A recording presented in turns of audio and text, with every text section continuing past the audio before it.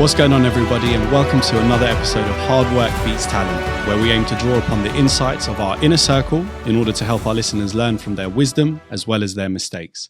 I'm Nikita, and I'm joined, as always, by my good friend and co-host, Alex. What's going on, Alex? Not a lot. Just plodding along. Yeah? As usual. Yeah, all good. Nice. So before we get into it and introduce our guest, I wanted to just take the opportunity in a minute to sort of discuss and just shine a light on the conflict that's taking place at the moment in Ukraine. As our listeners will probably be aware, I'm Ukrainian born, and the events that are taking place at the moment are very difficult, and a lot of our friends and family are suffering tremendously at the moment. Today is actually a month on from the beginning of the conflict, so I just wanted to say that the nation and the people are really showing a lot of resilience and strength, and I'll probably speak for all of us where I say that our thoughts are with all of the people of Ukraine, and then particularly my friends and my parents' family as well. So yeah, I don't know if you guys wanted to add anything to that. No, absolutely. And yeah, I just want to kind of reiterate that thoughts and prayers are with the people of Ukraine and have been with you and your family during this quite challenging time. But yeah, like hopefully the situation comes to some sort of resolution in the near future. But yeah, we obviously thinking about them and doing what we can from here in terms of money raising efforts to make sure that we're helping as much as possible. Absolutely. Thanks very much, Alex. Appreciate that. With that, let's introduce today's guest. On today's episode, we are joined by our good friend and member of our inner circle, Bayo. Welcome to the show. Thank you for joining. Hello, people. Hello. Buzzing to be on this side. Buzzing to be on this side. Buzzing to have you. Yeah. Come on. As you'll get to know throughout this episode, Bayo uses this space as well for his podcast. So we'll plug that for sure. So what we'd like to do, Bayo, as an introduction with our guests, is to have you give us a bit of a speed dating introduction to yourself. So do you want to give our listeners a bit of an introduction to who you are, what you do, and where you're from? Yeah, so hi everybody. Yeah, my name is Bayo. I work in the tech industry. I'm a customer success director. So that involves managing an enterprise portfolio of clients to ensure that they're getting return of investment from our digital analytics platform. In my day-to-day, I'm just a general lover of life. I love people. I find them interesting, and I just like to bring energy and vibes. And on the note of vibes, I also have a little side thing, the Vibes and Tribes podcast. So yeah, make sure you check that out. Sorry, first plug. 2 minutes in. First plug. Sure, there'll be many more. Yeah. Love that. So Alex, do you want to maybe kick us off? Yeah, and get into it with Bayo? Absolutely. So yeah, you mentioned the tech industry and you mentioned customer success director, I believe. Yeah. For the layman or for say us 10 years ago, what does that actually look like day to day? What does that look like day to day? I mean, one of the things I love about it is that no 2 days are the same, right? So for me, I manage about 10 to 12 clients. They range in industries, so got like gambling, gaming, and some financial services. But what the day to day is, it's dealing with different internal and external stakeholders, right? So externally, you're going to have your champions, so the day-to-day users of your platform, and making sure that they're getting the most from the platform and delivering value to their higher ups. And then to their managers, you're strategizing with them to make sure that the people under them are utilizing the platform. And then on like a monthly or quarterly basis, you're doing exec business reviews, so building out decks where you're showing that return on investment. So that's externally. And then internally, it's a politics game, it's a vibes game, it's a culture game. Yeah. And what I mean by that is, it's just leveraging relationships to make sure that people are doing things for you, going the extra mile for you to make sure that you're getting the right outcomes for your customers in a timely manner, because in our company we have over 200 customers. They all want things yesterday, but it's like, how do you make sure it's your customer that's put first? And it's by having those relationships with the right technical people, with their bosses if they're not doing the right thing, the right product people to discuss roadmap, etc., just to make sure that you have complete alignment on goals, objectives, and all that good stuff. No, brilliant. And you've touched on it briefly there, but like, what would you say are the most important skills for your role? And were they skills you had innately, or were they things that you developed? I'd say some of them I've developed, such as being organised. I've definitely gotten more organised over the years. Learned to appreciate things like Excel. Definitely didn't back in the day. But some of the innate things, I think, personally, one of my superpowers, trying to be modest here, is empathy. Like empathy. It goes such a long way in our roles, because working in tech, one thing you realize very quickly is that tech doesn't work half the time. So a lot of our role is like delivering bad news in a digestible way, and being very outcomes focused and solutions driven. It's understanding the pain of the customer and being able to mirror that pain and say, look, I feel that for you. Here is this, here is what we should do. Exactly. So I think empathy is massive, because if you're tone deaf and you can't read when there's an at-risk customer and they're like, we hate this, they're gonna go. So, but it's about risk identification, really early, 6 months out before, anything potentially actually hits the fan. So I'd say that's the number one thing. And then, like I said, being very organised, right? Because there are so many different things going on with different teams. And being able to escalate particular issues, but then, like we said, roadmap and understanding needs for the various teams. So being organised, and because not only do you have to deliver this back to the organisation, but you've actually got to be able to report internally as well, when you're having your one-to-ones, when you've got the sales kickoffs. So being able to advertise yourself externally and internally, being organised helps with that. So you kind of work very closely on the customer side, so you're customer facing, and you work closely with your internal stakeholders as well. So you're kind of the link between the glue. You're the glue all together. Honestly, we are, and we really see it, because the phrase we use is that the sales team or the sales directors, whatever, they sell the dream, and we service the nightmare. So salespeople, you've got them saying, we can do this, we can do that. But in actual fact, you can only do this. And it's like, not only do we have to onboard the client and, readjust expectations, it's about feeding back the knowledge gap. Okay, this is what they were sold. This is what they need. Let's put a plan in place to make sure that we can bring ourselves up to it's interesting that, because even in the role that I work with, the company I work in, obviously I work on the legal side, but I work very closely with the sales guys. They sell the solution, the dream, right?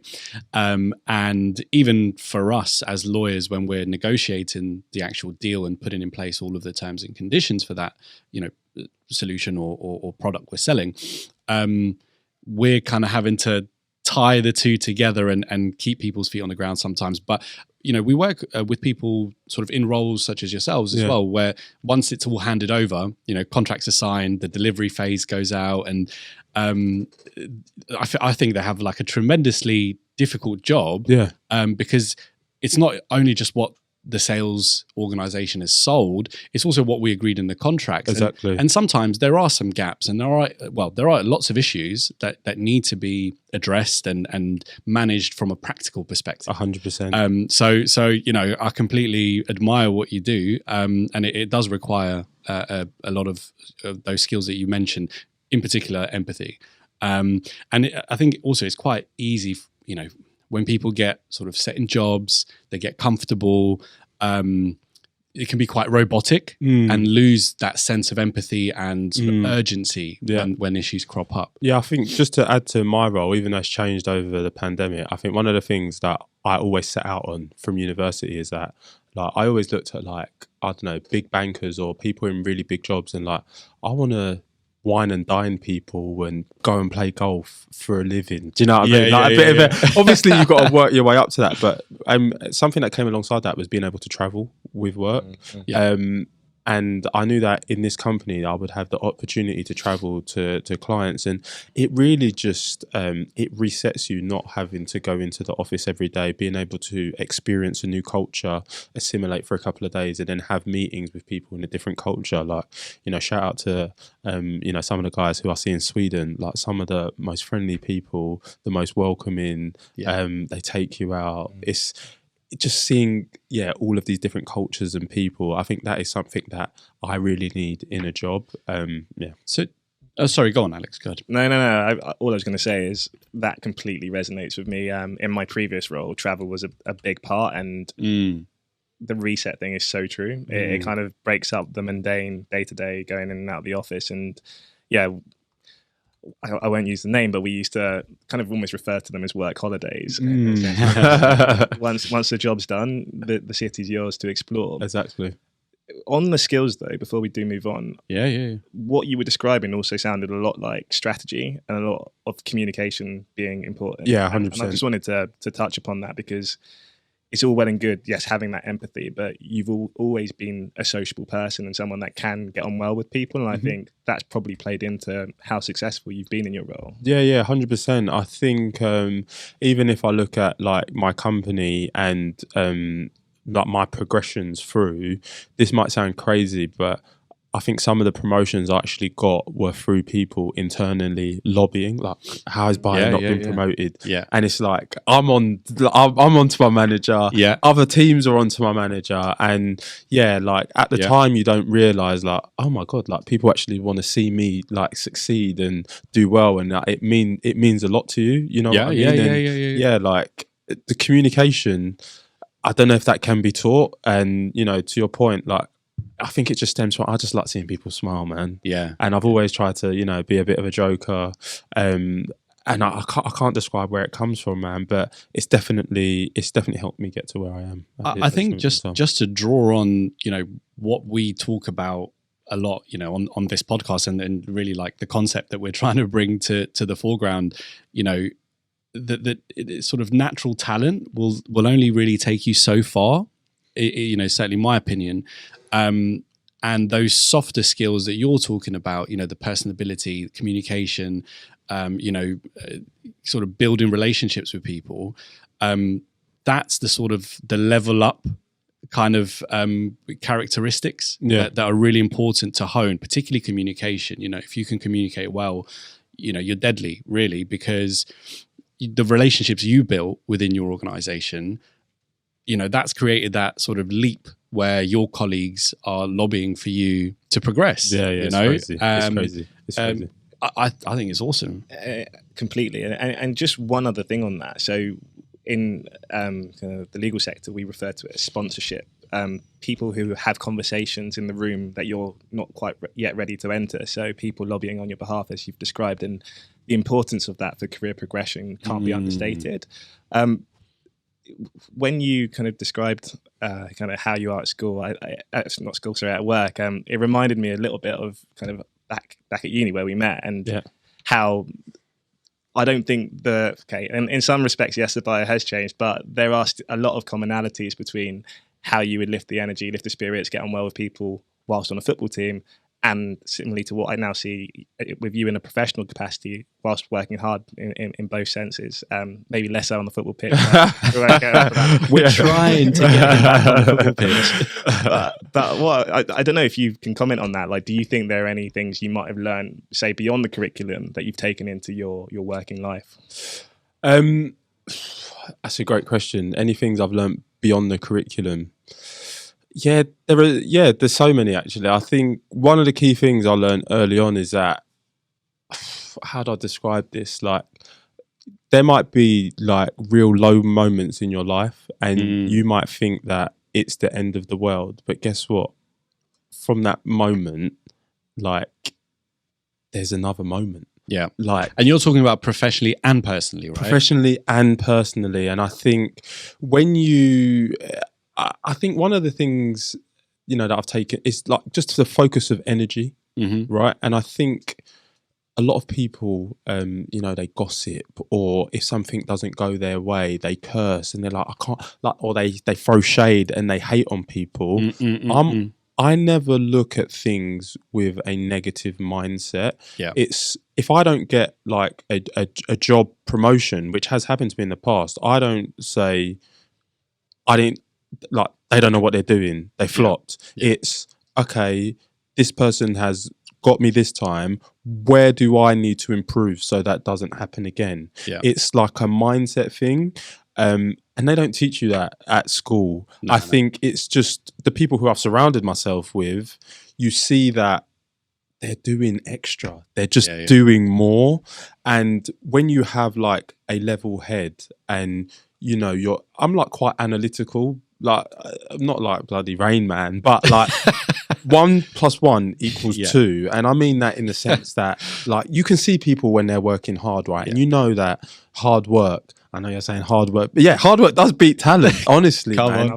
Like the talent only, it really only takes you so far. So I think the key thing is mindset. Yeah. And I think that is just assimilated to me over the years through, they talk about you are the sum of the 5 people who you spend the most time with. Yeah. I'd say it's more than that, because I spend time with a lot of people, and that's the key thing I see in the people I hang around with. So just on that, 'cause something came to mind. I know you're itching to ask a question. There's someone I was listening to literally earlier today said, be careful who you surround yourself with, because advice is cheap and you're going to get it regardless, right? Man. So if you surround yourself with good people who are giving you good advice and good examples, naturally, like you said, you become the average of the people you spend the most time with. But just to rebuttal that, yes, advice is cheap, but this saying always rings true to me. Look not at what they say, look at what they do. Absolutely. So people can talk. Yeah. But for me, it's the people who I deem to be successful, not because they've told me they're successful. It's because I've looked at what you're doing, your career, etc., and I have made that decision. Your own assessment. My own assessment. And because of that, okay, I want to pick that person's brain, or I want to follow in the steps of what they do. Yeah. So just to kind of like, break down a couple of those bits, or, bit of a synopsis, like I think it's a skill in itself to cut through the, because you can surround yourself with people and you think that their advice is good or their guidance is good, but as you say, you need to see what they're doing. And okay, they'll be in your life. You'll listen to them. You'll chop it up. But it's over, say, the course of a few years where you're seeing, well, what's the journey? Where are they going? Or is it all fluff? And I think it's a skill in itself to kind of understand that. Yeah, and I think just a big point on that, right? I think the skill, another skill is actually being able to act on like the thoughts. And what I mean by that is there are lots of people who complain about their weight. As an example, please don't kill me. But like they don't go. They don't go to the gym.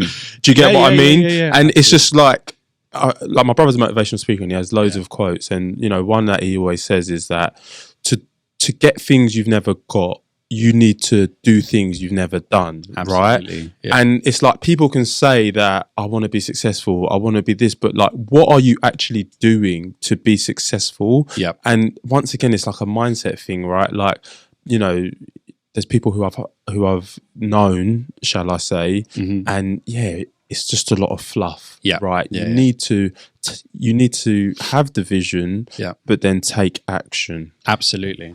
Sorry, I love this stuff. We will bring it back to tech shortly. Just to sick. Taking it with one quote that comes to mind, which is about all of this, because often when you're having that kind of clarity of vision, HD vision, shall we say, about what is or isn't fluff, like cutting through it all, you're going to see some things about yourself that you're not happy with. 1000%. And that can be tough, and the kind of natural reaction can be to shy away from that. But I guess the stronger character people will turn to it and say, okay, I need to work on that. I need to improve that, because what it is right now isn't good enough for where I want to get to. And yeah, the quote you said about if you want to have abnormal outcomes in life, you can't. You've got to do abnormal things. And sorry, just oh my god, I wanted to say one more thing. Oh my god, it's completely gone from my mind. Just come back. Let it come back to you. But just on that point, while you're thinking about it, when we say like abnormal outcomes, you've got to do abnormal things, or we're essentially saying it's the things for you. If you want to get fit and you don't go to the gym, you have to go to the gym. Yeah. That's the step. That's the practical step you need to take. And if you're not seeing results, maybe you're shooting too high and you need to drop it off a bit and maybe start a little bit lower and with less intensity or whatever it is. So I think they're all like valuable. I remember what I was going to say. Sorry, go on. I think I know. Yeah, no. I was just going to say. So obviously there are I have goals that I don't achieve, but one thing that I stress to people is like, don't let the failures consume you. I think one thing that I do relatively well is focus on the positives and I think for people who might find some situations overwhelming, you need to just think about how you can turn a negative into a positive situation. And yeah, that should be a focus. Like, just set little tasks to turn like what might be a loss into some small wins. Yep. And then from there, elevate. So that's what I think something I'm sure you'd like to talk about relates to that point around the power of compounding. Yeah. Because the whole thing you mentioned about, you go to the gym and have a really massive session, but then lose motivation. But then you don't go for a month. Exactly. Right. Whereas I think what you're saying is, even if you go to the gym and don't do anything, but you do that every day for a month, you're probably going to get more out of that. Yeah. Oh. In the longer term than just having one massive session and then tailing off. Do you know what? Like, there's a few things I'll say. Number one, I just love life. And when I mean I love life, we love you for it. It's just like, I just love, but like these conversations and like analysing, like being like when I was growing up, I always wanted a little brother because I wanted to understand evolution. Okay. Like I wanted to see something like a baby become a human. Yeah. Now my brother's 22. I'm a bit like, oh my! Did I really want that? No. Joking. Love my bro. But yeah, coming back to like compounding, it's like you never know that you're like getting wiser. You don't know things. Like I'm turning 30 this year, and turning 30 it really puts you into like a reflective mode. And I've like done a lot of like looking back and. Compounding, it happens in so many walks of life. Like, I always use the gym. The gym is one. I used to be chubbier than I am now. I'm not as chubby. But like relationships, like if I didn't talk to Nikki and Alex as much as I do, would I be here right now on this podcast?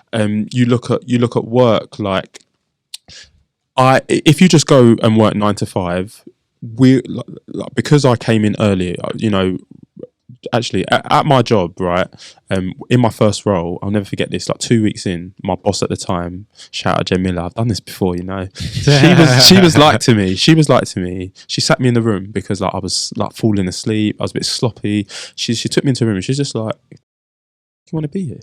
She's just like, this is a great opportunity for you, like fix up or get out, is basically what she said to me. 2 weeks into my job, great mentor.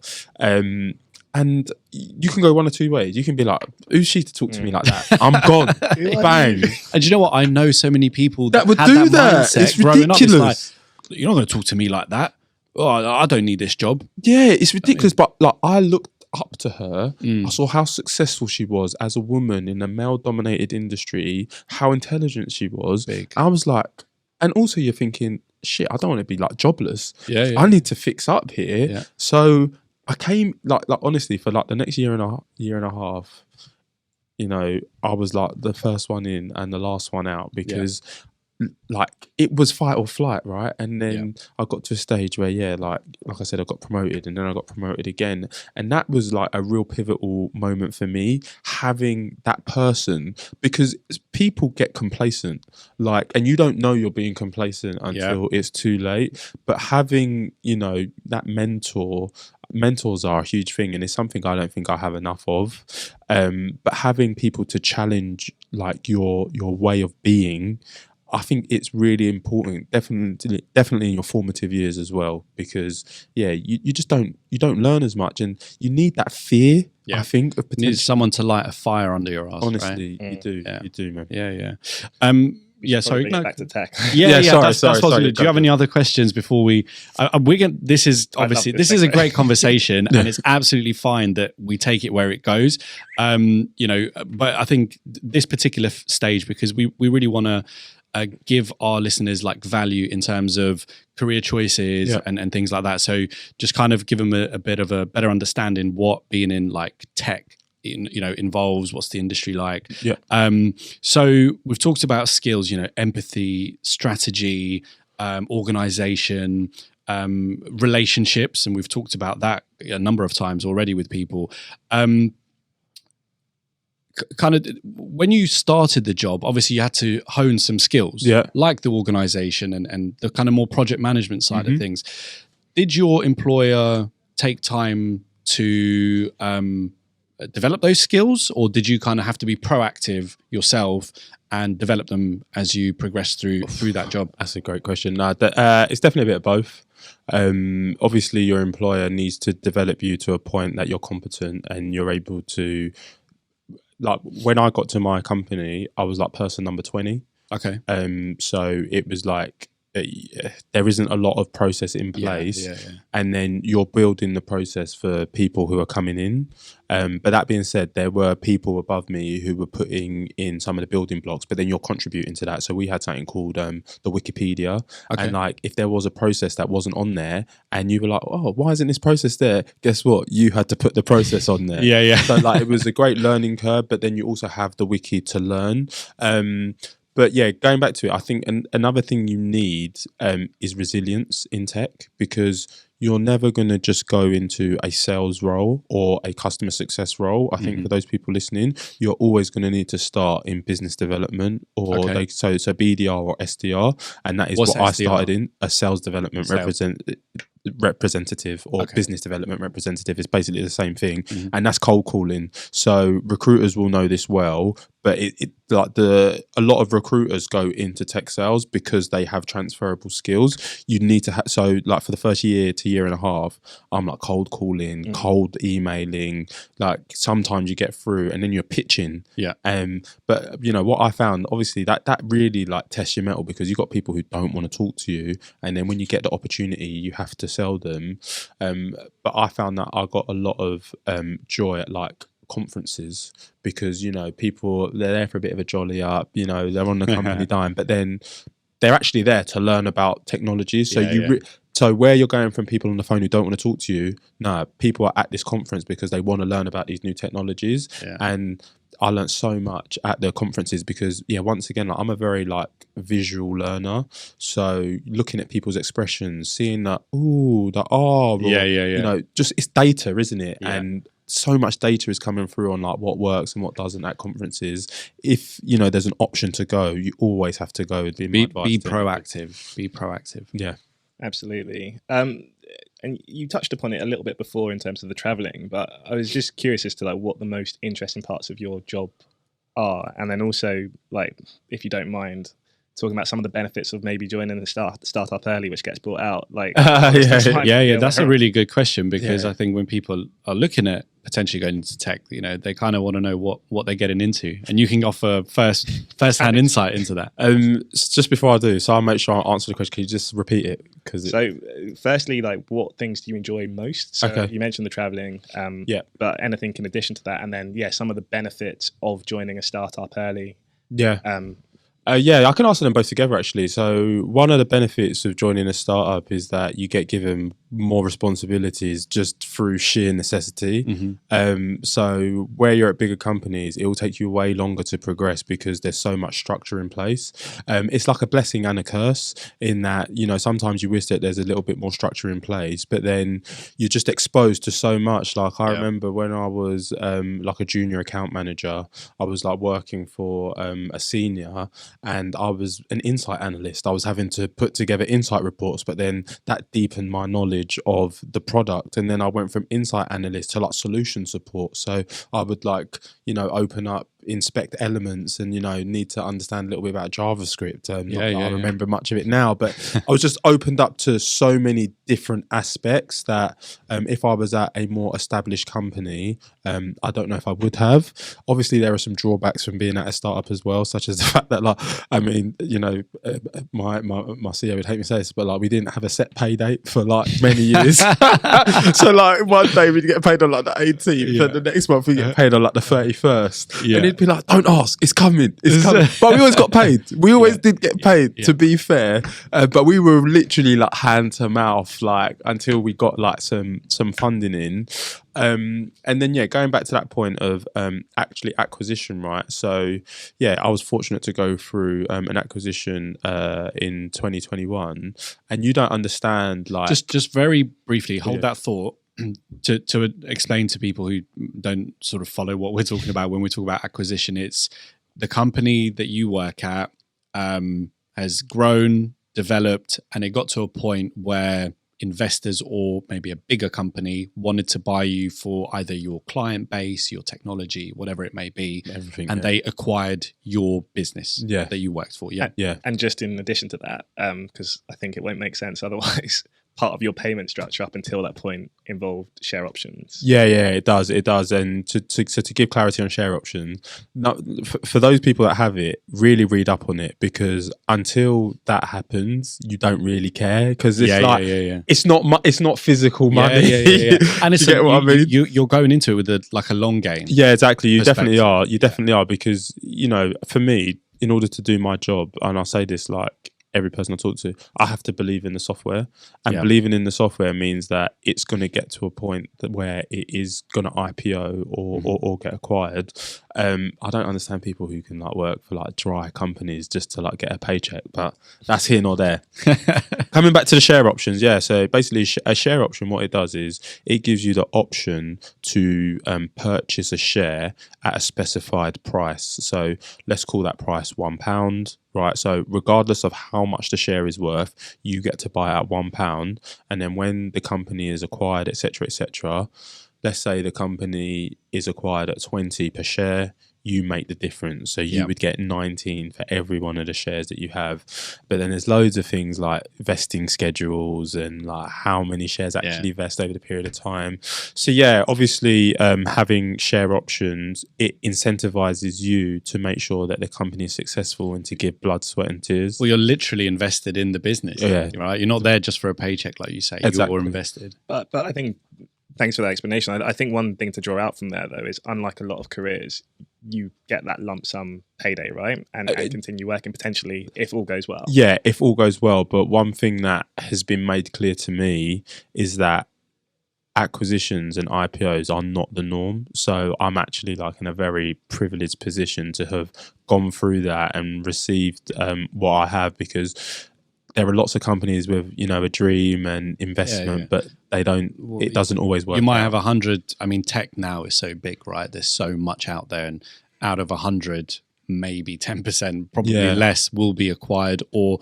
won't flop, essentially, right? So, honestly, I mean, when people are looking at this and thinking about it, obviously weigh up, what your goals and outcomes are when you're looking at going into sort of like a tech startup, what the benefits are, and whether it's something you want to consider, as in like share options as well. So don't just think, right, I'm going to bang in my life savings and I'm going to make a killing at the end of it, because there is risk associated with this as well. So you have to be fully aware. There's massive risk, and I also think like if we're just talking about like base salaries and bonuses and stuff like that, I really implore people who like don't have a long-term outlook to just like opportunity cost.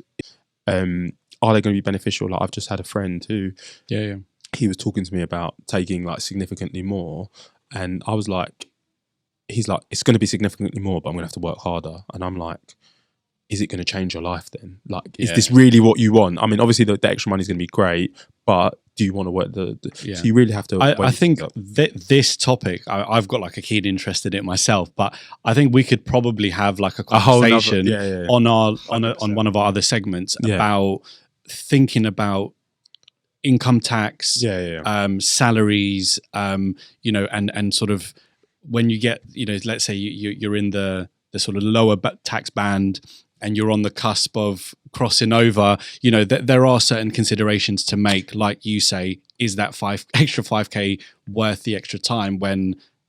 That being said, though, they taper your tax. Make sure wherever you're working, they value you. That's the key thing. Make sure you're valued. Yeah. I've pushed for increases every year. They're probably sick of me. Yeah. And I've learned that from looking at other people and seeing how they've pushed. Yeah. But don't ask and you don't get, right? You have to. Closed mouths don't get fed. Absolutely. Absolutely. Who watched that doc? Come on. Shout out I will Jay-Z. now. Yeah, literally. So I just want to ask a question, and then I think it'll be good to kind of move on from your career. So for someone that's looking into going into tech or a role similar as yourself, kind of being, you know, that man between the, you know, customer facing and internal, can you describe a little bit of your journey into tech? So for example, like application process, you know, certain academic qualifications you had to have, and the things someone considering going into it or into that industry should consider. So, you know, the application process, how you get into it, and then what they need to be prepared for. Oh man, yeah, so many things here. But it's I've looked at some jobs recently, so I know that you do need a degree, but like they just typically just say like a bachelor's in, you know, ideally they'd want it to be like, I don't know, more analytical, but they don't actually mind typically. I remember at the time. So, and like I said, I went in an SDR role. So typically they say that you need a degree, but I also know SDRs who didn't go to uni and they start in that way. And then from there, I mean, what other skills do you need? Oh. No, go. Sorry, like I said, resilience. I'm trying to think back to like the job spec at the time. I mean, I can talk about the job spec now for like customer success directors, and it's like it's like enterprise stakeholder engagement. It's like some project management expertise. It's like they're like strong presentation skills, which for me is like an absolute bugbear, because it's weird. They want strong presentation skills is what I'll say, but then you get to a company and they have like decks. So it's really weird. Like companies ask for things and then you don't need them. But yeah, like in any interview process, it's the same now as it was then. You have like an initial call with like a recruiter, and then you'll speak to maybe the team leads, and then you'll speak to members of the team. So I've even like interviewed loads of people for people joining our team, and then there might be a presentation task. And I don't think that's changed, right? Whether you're in sales, SDR, customer success, they want in our role, it's do a presentation as if you were doing like a business review. Right. So understanding the business review process and what a client would want to see. And what clients would want to see typically, from my knowledge, is obviously ROI. So like return on investment. Yeah, return on investment. So lots of tangibles, figures, but then also understanding client goals and objectives. Did you have to do all of this when you went into this first role that you were in? So when I went into the SDR role, I had the phone interview. I had another phone interview, and I did have to do a presentation. Okay. The presentation wasn't on customer success because it was a sales role. It was more about like understanding the company. I mean, it was like 6 years ago. I don't really remember, but I did have to. So I think the key considerations then are when you speak to recruiters, understand the requirements clearly. Research the company, understand what they will want from you throughout the process, and get prepared. Yeah. And just on presentations, because I think, like you, it's not something that I necessarily grew up loving, but it's a necessary evil, right? Yeah. And someone said it to me at work the other day, we had to do some big presentations, and they made the point that to get above like director level in any organization, you kind of need to get comfortable with the idea of presenting, and the more you do it, even if it's like small ones at school, if we're talking to some of our younger listeners, the more those lessons will compound and the easier it will be down the line. Yeah, and so going back to did work investing like my improvement, my work actually did pay for me to go on like a presentation skills course, and the things I learned in that presentation skills course, damn, like it really, there's like this thing called the arc of distortion, and the arc of distortion is like how others see you, how you see yourself, and then in there is the arc of distortion, and you can actually bridge that gap through preparation and training, right? So you see yourself the way others see you, because you always come across better than you do when you like analyze yourself. You're always like hypercritical. Yeah, that's one thing. The other thing I would say with regards to presentations is actual preparation goes a long way. And what I mean by that is, so visuals are way better than words, right? Words put people to sleep, too many words. Yeah.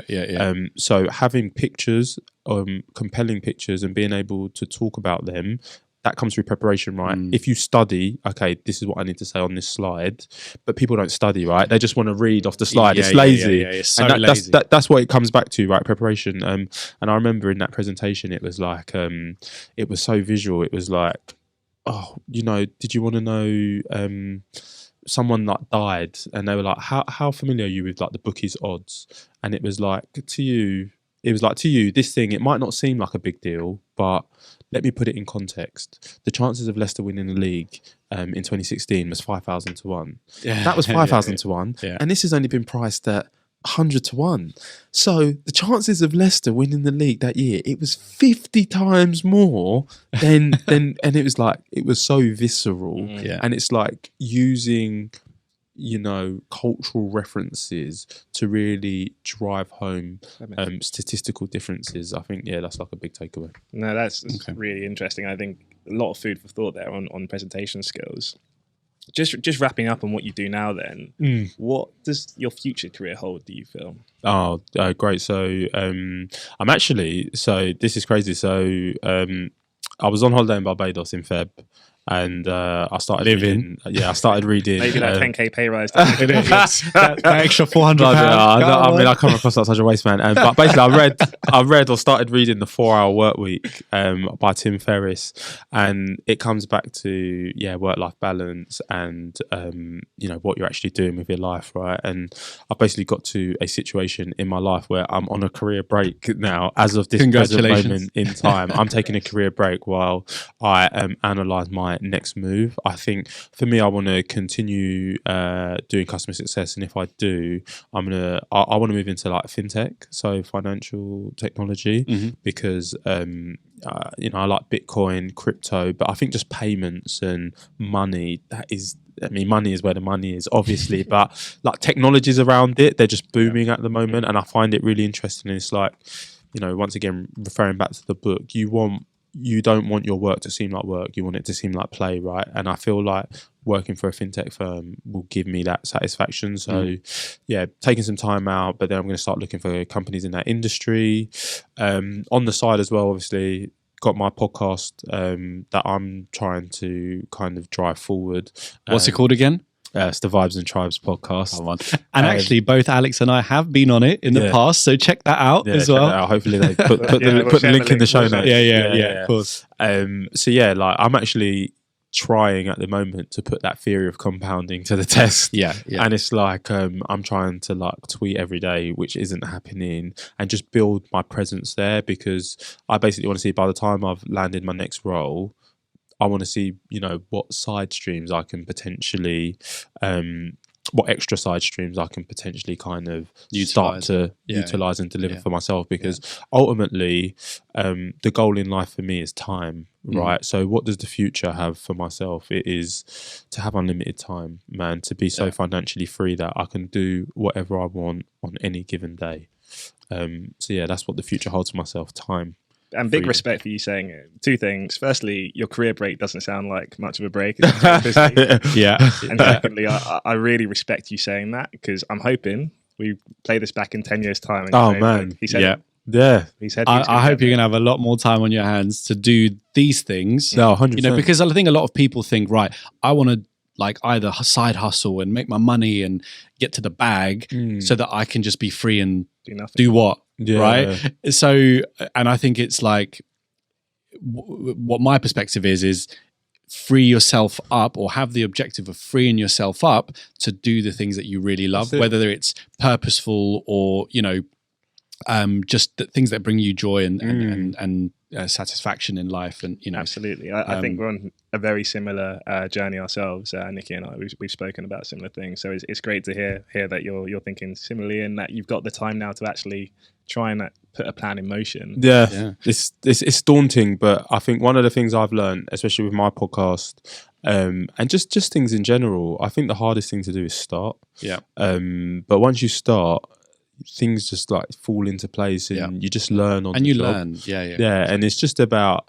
I think people, so I'm actually reading, I've been reading it for a long time, but I've read some pages today before I came. I'm reading Never Split the Difference. And basically, in that book, he talks about how we are all risk averse. And the example he gives is that if you say to someone, you've got like 90% chance of winning 100,000, or it's 95% chance of winning 100,000 or 100% chance of winning like 90,000, people will take the 90,000. Yeah. Like, and the inverse happens the other way. So if you say there's a 100% chance they lose 95,000 or 90% chance they lose 100,000, then people they take the worst option, basically. They don't want to lose less. In life, just you need to not be as risk averse. I know that some people have dependents, etc., but the younger you are, the more risks you can take, I believe. Take risks responsibly. Yeah, Absolutely. Is the message. And just very briefly to say, Alex, that all that hard work that you've put in and effort, and obviously reading development, has really paid off to the point where you can take a career break. Yeah, very fortunate. It's, you know, it's so uncommon, I think, and you know, we don't get opportunities like that very often in our lives at all. And you've got to a point now where you're able to do that. You're able to reflect, learn, and you know, consider other things that you want to do. So I think it's super admirable, man. And we wish you the very best with it. And 100%. And what we should say as well is you starting your podcast, getting us on as guests, was a huge inspirational factor for us being here even today. So we should take our hats off. Because we were doing a lot of talking, but not a lot of action. Yeah, exactly. And I think that definitely inspired us. I have to 100%. agree with that. And I think it goes vice versa, right? Like, I mean, you know, we've had our link ups, and I think even before I started my podcast, I would always kind of wax lyrical to you guys. And I know Alex would sometimes just say, look, you've been talking, you really give me the look. So I think, you know, but it comes back to that inner circle, right? And surround yourself with people who kind of elevate you and challenge you in healthy ways. Yeah. And it's not even like it needs to be said, but sometimes it's the moments between the moments, right? And just understanding that this is what's expected of me from my peers. So just challenging yourself internally to do that. Sick. Very quickly, because I'm conscious of time, you alluded to it really briefly in terms of your future career, FinTech, crypto, etc. And we know you're big crypto enthusiast. Yeah. True believer. Yeah. Come on. Do you Disciple. want to very quickly give us an overview of like how you got into crypto, why you are so into it? And obviously this isn't financial advice, but like what you think it looks like in the future. Oh man, I'm gonna give you so for the listeners, I'm giving you like a dumbed down version. Like, I'm relatively smart, but there are some real killers in the world. So I can refer you to some smarter people than myself. But to answer the question, so who initially got me into it? Shout out my boy Connor Okus. So he's been on my podcast. Connor he's a developer in the Bitcoin space. He works for what they're called now, Spiral, Block. They used to be called Square Crypto, basically. They're owned by Jack Dorsey, who used to own Twitter. So like he is like running in some crazy circles, man. And he's been in the Bitcoin game for about 5 years. He told me about Bitcoin probably in like 2020. And I probably started to really put my money where my mouth is from like Jan 21. But before even putting my money where my mouth is, so Connor was like, read the Bitcoin Standard, right? And to this day, if I'm being completely honest, I have not finished the Bitcoin Standard, but the 100 pages that I've read, it gives you the history of money.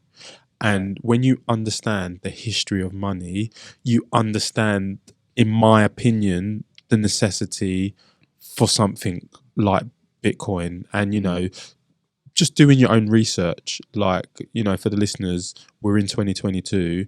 Did you know that like it's like 60% of all US dollars were printed within the last 2 years, right?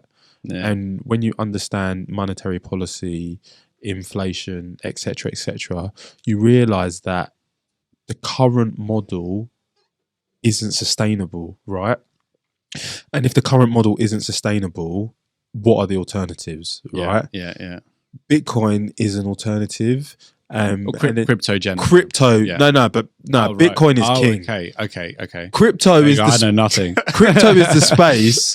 Crypto is the space. But if Bitcoin fails, all crypto will fail. Collapses, So it's essentially the gold standard of cryptocurrency. It's a bit like did you ever ironic. It's a bit like did you ever watch Heroes? Like save the cheerleader, save the world. It's like save Bitcoin, save the world. Like Bitcoin, no. But there's so much into it. So I've got to shout out Coin Bureau. So guy, I think he actually records these podcasts here as well. He's done such a great job at educating myself and the masses on crypto. And then Connor also has a podcast called Hello Bitcoin.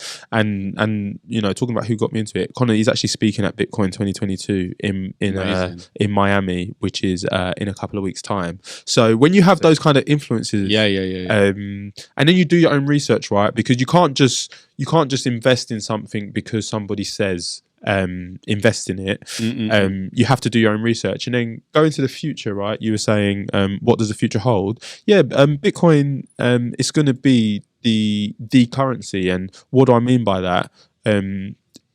Right now, one Bitcoin is worth like $40,000. We're going to get to a point where one Bitcoin will be one Bitcoin. That is going to be the denomination that we're referring to, in my opinion.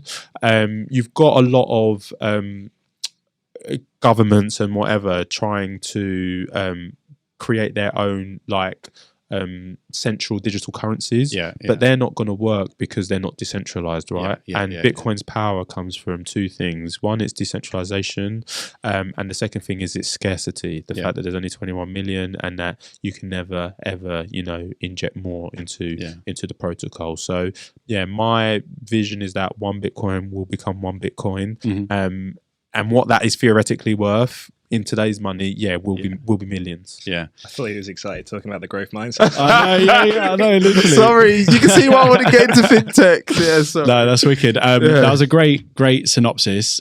Thanks for that, Bayo. And you know, just a disclaimer: investing's risky. You can lose money. Do your own research. All right, don't take our word. Do your own research. Exactly. So just moving on then, because what we'd like to do is you know, we've talked about your career and your journey into that.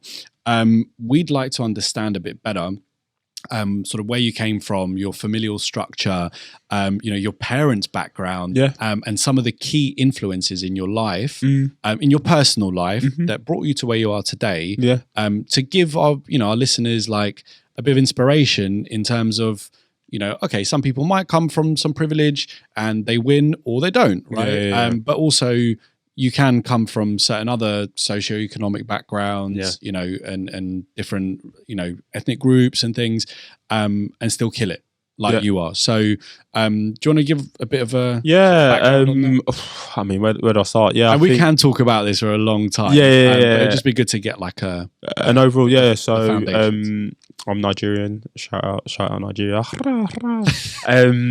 So my parents obviously they actually immigrated to the UK via Italy. So they actually lived in Italy for a few years and had my brother there. Like my dad's still fluent in Italian to this day.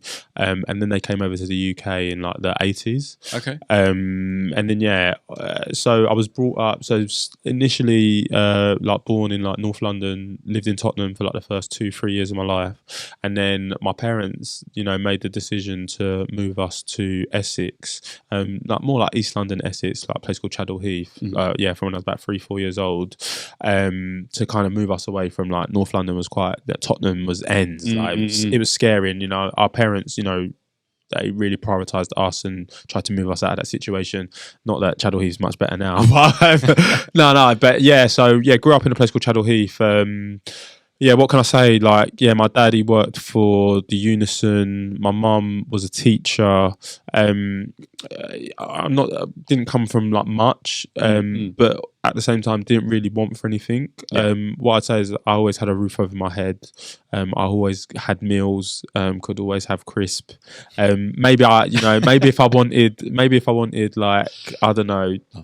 It was like the nice to haves. Maybe I didn't have them. But all the essentials in life, my parents made sure that me and my brothers had them. So I'm actually one of 4 as well. So I've got 2 older brothers and I've got a little brother, and there's a lot of gaps between us. And what I'd say is, when I was growing up, my dad, like, very influential figure in my life, whatever. He's actually just 70. I actually just I was given a speech about like how he influenced my life. And he was very strict growing up. So I lived like quite a sheltered childhood because like I wasn't really allowed out after 5 p.m, which was like a positive thing. Like trying to keep you on the straight and narrow. Yeah, right? Keep me on the straight and narrow. So I wasn't allowed out. Like, always tried to get me to do more from an early age. And what I mean by that is, like, even though I was like relatively academic, so like A's and B's, like my dad would be like, why aren't you studying? It needs to be all A's. Like, he didn't see A's and B's as positive. He'd be like, why are there B's? If there's God forbid there was a C, like, what the hell is a C? Like, to my dad, it was never well done for the good. It was like, how can we improve the bad? Like, I spoke about like the time where we went to parents' evening, and like my maths was like 20 out of 20, 20 out of 20, 20 out of 20. And my dad was like, all right, the grades are good, but does he talk in class? Like, he was like, yeah, but does he talk though? Do I need to slap him for talking too much? And like honestly, parents used to be like, oh, he's dad's coming fishing. Like, dad needs a reason to give him licks at home. Like, so like, I think from an early age, it was always a focus on the, like, don't rest on your laurels, right? And I didn't realise that at the time, but I realise it now. Bro, we've just talked about it, right? Exactly. I think we can see the correlation. Yeah. As well as where you get your critical analysts from. Exactly.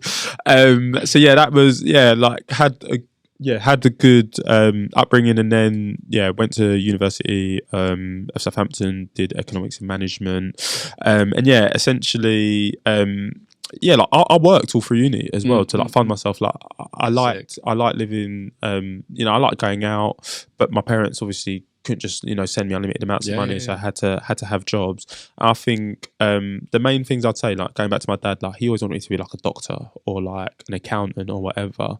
And whilst they do traditionally pay well, like, I always wanted to just forge my own path. So I had that, like, he's knowledgeable, but I want to go and understand the world for myself. And just a quick one on university. University really opened my eyes, and I think it's really made me into the person I am today, because living in Chadwell Heath, no offense to like the people who I grew up with, people kind of just aspire to live in Chadwell Heath, grow old in Chadwell Heath, die in Chadwell Heath. But going to the University of Southampton, I met people who had come back from gap years, or they were leaving university to go on a gap year, and broadened your horizons. Broadened my horizons, and there were people who had more money than I'd ever seen. Like, I remember going to people's houses in summer, or people would do birthday parties at their houses, and people would drive down there, and I was just like, people actually live in houses like this. Like, I lived in obviously a terrace house or whatever with houses on either side.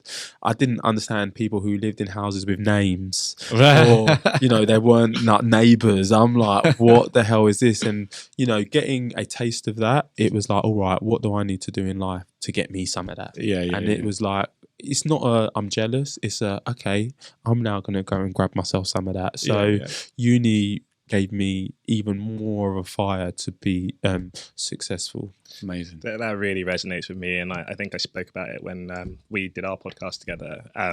How exposure can also lead to development, realizing what's possible. Realizing, okay, if I step from A to B, that's going to get me to C, and C looks pretty sick. So I think it's a really good point to make, that going into new environments can just show you what's possible and inspire you to take that next step up. I mean, you don't know what you don't know. So being exposed to these things, I think, yeah, man, I think that's why, you know, a lot of people do travel and it's like experience all these different cultures. Yeah, I think it's such a big thing, man. Get out of your comfort zone. You gotta get comfortable being uncomfortable, which is another one of my brother's sayings. Yeah. So Amazing. You mentioned some of the key influences. You've mentioned some of the kind of the principles, hard work, not settling for anything less than straight A's. Yeah. But like now that you're perhaps a bit more established, and the last 10 years seem to have been very transformative for you. Do you give back? And if you do, why is it important for you to do so? I think I'll start off by saying that I can definitely give more. But do I give back? Yeah, I think like even in my role, like I like to like mentor, I onboard like new people in our team, and I do that because I know what I was like when I first joined, right? And I think especially even when I'm interviewing people, like I just love I love working with people who want to learn. Right. And I've got a lot of time for those people because I remember how excitable I was and how I knew nothing and how I relied on people's knowledge and advice and tips. So I do mentor in that way. I have like joined some societies, but I know that I can be more active. And I think as I turn 30, and like I say, I'm reviewing some things I'm doing, and especially, you know, speaking to Alex and understanding some of the things that he did in his previous job, I do know that I need to do more. Even in the form of your podcast, though, right? Yeah. I was going to get onto that. Would I call it giving? It is giving back, but I'm also learning at the same time, and I think that's what I love about my podcast. So my podcast, it started as a travel and lifestyle podcast, but it's now morphed into a podcast. Where we're trying to give people a flavour about, you know, I think the blurb I've got on my Twitter is that not everybody needs to be an exec at a company on its way to unicorn status, right? Yeah. It's about breaking that status quo and understanding other, you know, roles and responsibilities that can give fulfillment, and understanding people's journeys into those points. So yeah, I'm trying to give back in that way, but it's not easy, right? Like it's a process, but I do enjoy it, right? And it doesn't feel like work. So yeah, I give back, but like I say, can always do more. Yeah, nice. So I mean, you know, to kind of bring this episode to a close, we like to do a little segment on, you know, some of the lessons and things you've learned over time. Can you give us the best advice you've received, an example of the worst advice you've received, and one of the biggest life lessons you've learned to date? I think best advice has to be just start. Like if you want to do something in life, achieve something in life, just start. And I think a second thing is that anything is genuinely possible. And I don't mean that in the sense that, you know, some things aren't possible, but just like when you look at like elite athletes, whatever, actors, they're just human beings, right? Unless you're like part of a royal family, people are just born normal, right? They have the same limbs, whatever. Some are actually unfortunate and disadvantaged, and they don't have, you know, they aren't fortunate to just be normal people like us. But we're all the same, man. Just people, right? We're just people. So just do and figure it out. So that's the best advice. Another one as well, like for people looking to be managers and whatever, always do the job of the role above. Like, don't expect to get promoted and then start doing the job. You have to be doing the job before you get the promotion. Worst advice. Probably from my dad saying I need to be like a doctor. I'm trying to think. Worst advice, you know? To be honest, I think that's a good one because you decided to forge your own path, right? You went with your own instinct, and it served you well. Yeah, right? Like don't always listen to your parents, man. Like like your parents will obviously, don't get me wrong, like they're so knowledgeable, but sorry, just on the theme of you being on a career break, kind of going through your personal journey now, can I flip that to a more positive of listen to yourself? Yeah. Oh, I like that. Like that. And then what was the third one? Sorry. Third one is biggest life lesson to date. Biggest life lesson to date. That one is simple. Just life continues, and what I mean by that is, like, you know, I was talking to someone about this recently. sometimes, like, especially for me, a very sociable person, you get like anxiety and whatever, like turning down opportunities, like learning to say no. But guess what happens? Like, let's say Nikita invites me out and I say no.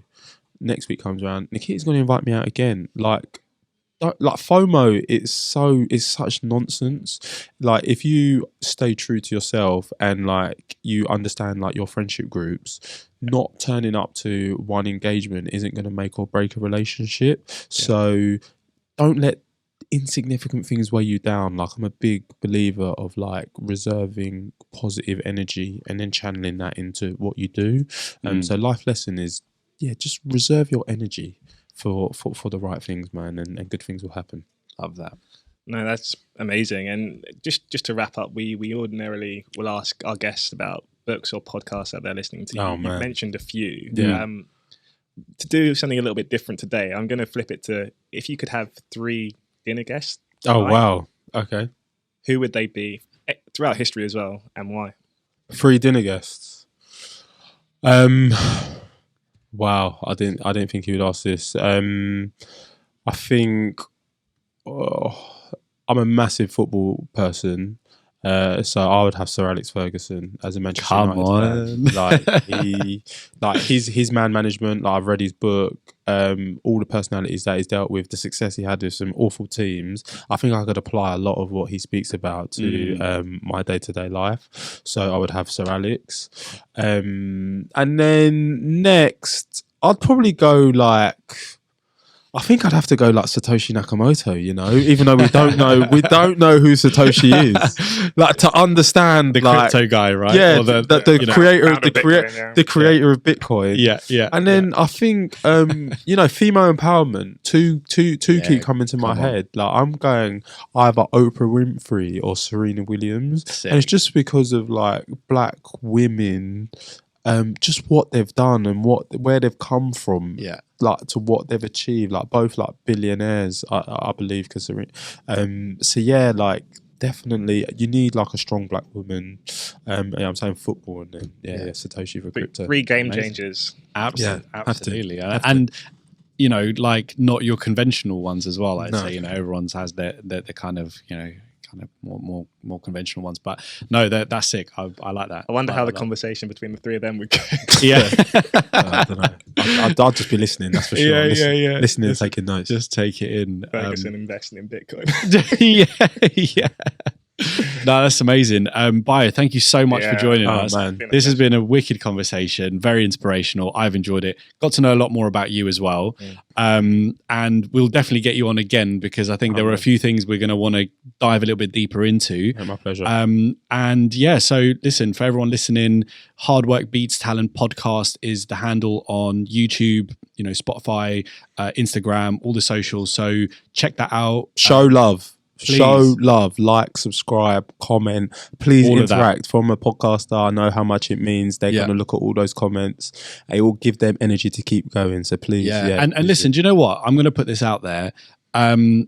If anything that we talk about touches you, or you've got questions, right? Shout us. Instagram. We'll do our best to get back to you. We want to help people as well. So get in touch.